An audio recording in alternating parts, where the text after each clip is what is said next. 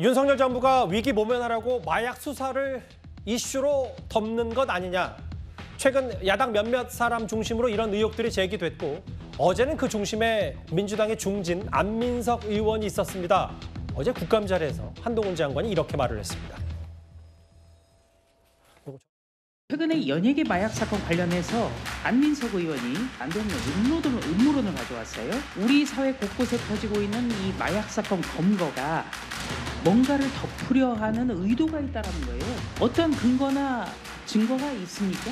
이게 어떻게 된 거죠? 정치 중요한데요. 그런데 마약은 정치와는 무관하고 마약은 정치를 모릅니다. 저 정도면 병 같습니다.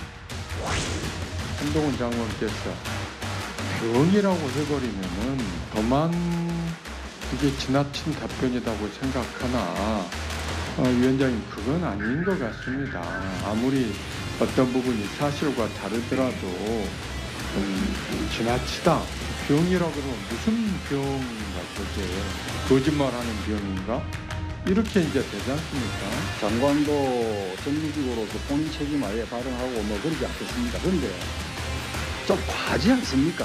연예인 마약 사건을 전국 파괴용 기획 이런 식으로 몰고 가는 건 정부가 연예인이 일으킨 무리를 실책을 듣는 데 이용하는 것은 이제는 영화 시나리오로 만들어도 진부하다는 평가를 받는 클리셰적인 발상에 불과합니다. 국민의 삶을 책임지겠다는 정당이라면 정치 선동도 소재를 가려가면서 할 줄 아는 최소한의 분별력을 기르길 진심으로 부탁드립니다.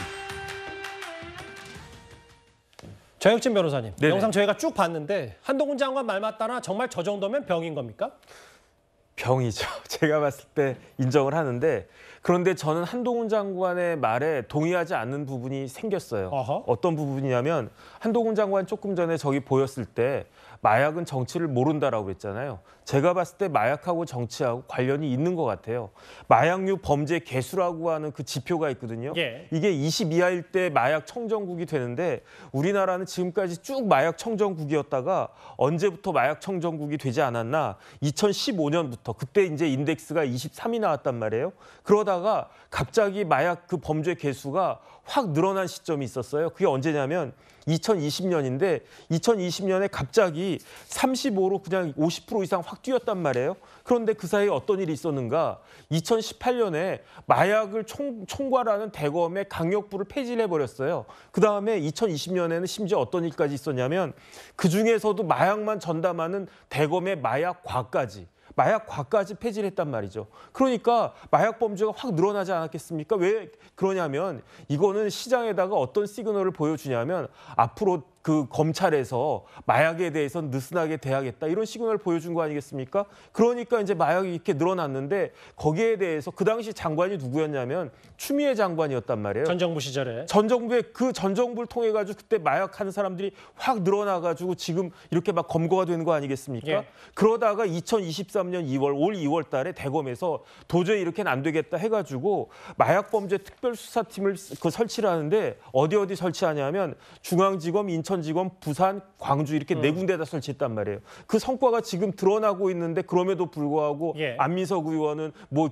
일개 연예인 뭐 그런 거 덮는다고 마약을 갖다 이용한다 이런 식으로 이야기하는 건 제가 봤을 때 그 굉장히 심각한 그 수준이 아닌가 저는 그런 생각이 들어가지고요. 이 부분에 대해서는 민주당 반성해야 된다고 저는 생각합니다. 마약 음모론, 그 전에 사실 안민석 의원이 직접적으로 한동훈 장관에게 여러 공격을 던졌다가 본전도 못 찾았던 경우도 있었습니다. 여러 평가 중에 화면 만나보겠습니다.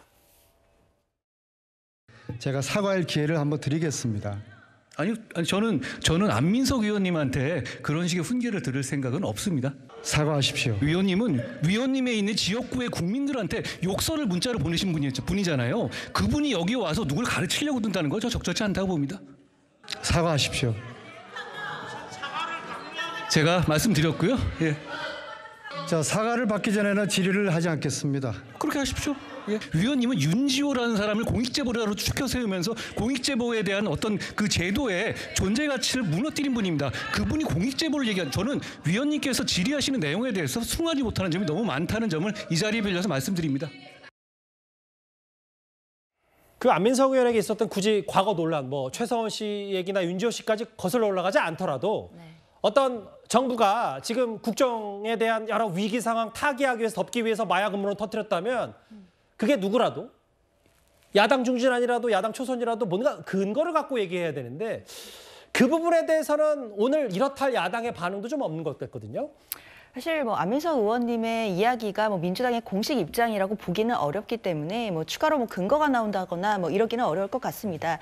다만 안민석 의원의 이야기는 뭐 말씀 주신 것처럼 뭐 정권에서 뭐 여야를 가리지 않고 정권에서 문제되는 일이 있을 때 이렇게 연예인 이슈로 덮으려고 하는 거 아니냐라는 얘기는 사실 안민석 의원이 지금 처음으로 얘기한 게 아니라 이런 식의 이야기들이 예전에도 왕왕 뭐 회자된 적이 있었던 적은 있습니다. 예. 다만 이 부분에 대해서 조수진 의원이 이 얘기에 근거가 있냐 증거가 있냐라고 한동훈 장관에게 질의를 한 것이고 한동훈 장관은 이 부분에 대해 사실관계만 명확히 대답을 했으면 됐지 않을까라는 생각이 듭니다. 근거가 없으면 없다라고 하시면 될 텐데 굳이 거기에 저 정도면 병 같다라는 말씀을 덧붙이시는 것은 그래도 안민석 의원에 대해서 비판할 점이 있다면 비판할 수 있겠지만 좀 너무 주관적인 감정이 들어간 것 같아서 이런 부분에 대해서는 좀 아쉬운 부분이 있습니다. 예, 알겠습니다. 안민석 의원과 한동훈 장관 얘기 길지 않게 핵심 내용 만나봤습니다.